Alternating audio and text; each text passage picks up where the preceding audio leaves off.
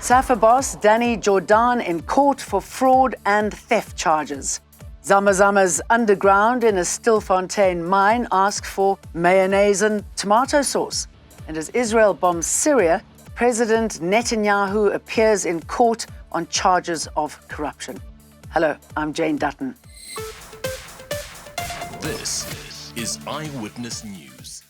Danny Jordaan will see Santa Claus before his next stint in court. The Commercial Crimes Court in Palm Ridge has postponed the case against the South African Football Association president and his co-accused to the 7th of February next year. The men appeared before the East Rand court, where the soccer boss is facing charges of using 1.3 million rand belonging to the Football Association for his personal benefit. Section 342A of the Criminal Procedures Act relates to unreasonable delays in criminal proceedings. The accused attempted to invoke this section, citing pending interlocutory matters. However, Magistrate Sharon Sokorandao found that the lower court does not have the jurisdiction to consider such an application. She says the matters cited by the defense were not ventilated before her, and she therefore could not consider them. The case has now been sat down for February next year for the defense to take instructions from the accused persons following the failed bid to have the case struck from the roll. Zoleka Kodashim, Eyewitness News, Palm Ridge. The latest demands from illegal miners occupying an abandoned gold mine in Stilfontein resembles a Christmas wish list. They're requesting tomato sauce, mayonnaise, bath and laundry soap. That's after they were sent sorghum beer and candles last week for a so-called cleansing ritual. More than 1,400 Zamas have resurfaced and been arrested since August. Now, if you're heading out to Mozambique, remember that the Lebombo border in Mpumalanga has been temporarily closed due to ongoing unrest on the Mozambican side. Motorists are advised to use the Mananga border as an alternative. Protests against the October elections have intensified in Mozambique following a highly contested poll. The BMA has reaffirmed its commitment to putting an end to human trafficking through ports of entry. That's after 20 children were rescued in a vehicle attempting to smuggle undocumented foreign nationals into the country through Beitbridge from Zimbabwe. A similar scenario happened a week ago at the Lebombo port of entry. A South African taxi driver was apprehended at the Beitbridge port of entry while attempting to smuggle 25 undocumented foreign nationals into the country. Amongst them were 20 children between the ages of 5 and 14 who were being unlawfully transported under dangerous and very inhumane conditions.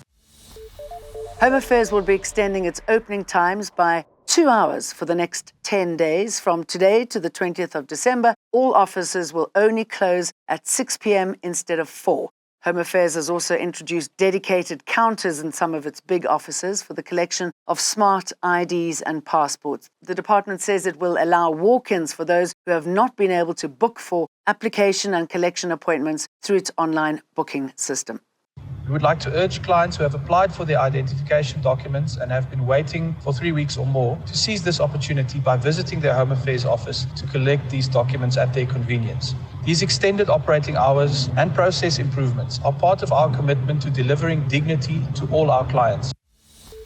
The Kuruleni municipality has implemented level 1 water restrictions. They'll remain in place until March. This follows Johannesburg and Tshwane municipality have also introduced similar measures. It makes the impact of a week-long heat wave a whole lot worse for those living in Gauteng. On Wednesday, there is a possibility of isolated showers and thunder showers in the afternoon. This is also expected for Thursday and Friday. Also expecting a heat wave with persistently high temperatures are expected over Gauteng. This is expected to persist all the way till Friday. President Cyril Ramaphosa says Mpumalanga needs to rise above its challenges of unemployment, poverty and stagnant growth. He says the province will be a focal point of the transition to a green economy, as it's where most of the country's coal-fired power is generated. Ramaphosa is meeting with the provincial executive today as part of a new government program of the 7th administration to visit all provinces at least once a year.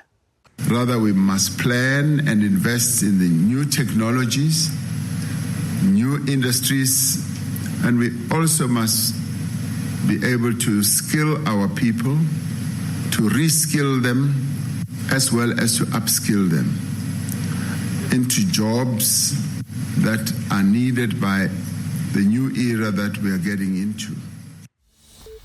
Israel has conducted multiple strikes on Syria since the fall of President Bashar al-Assad. They've reportedly targeted military sites. Assad fled Syria as an Islamist-led rebel alliance swept into the capital Damascus, bringing to an end on Sunday 5 decades of brutal rule by his clan. Abu Muhammad al-Jolani, the Islamist leader who headed the offensive that forced Assad out, has begun talks on a transfer of power. At the same time, Israel's Prime Minister Benjamin Netanyahu arrived in court in Tel Aviv to testify for the first time in his corruption case. Netanyahu is the first sitting Prime Minister of Israel to face a criminal trial.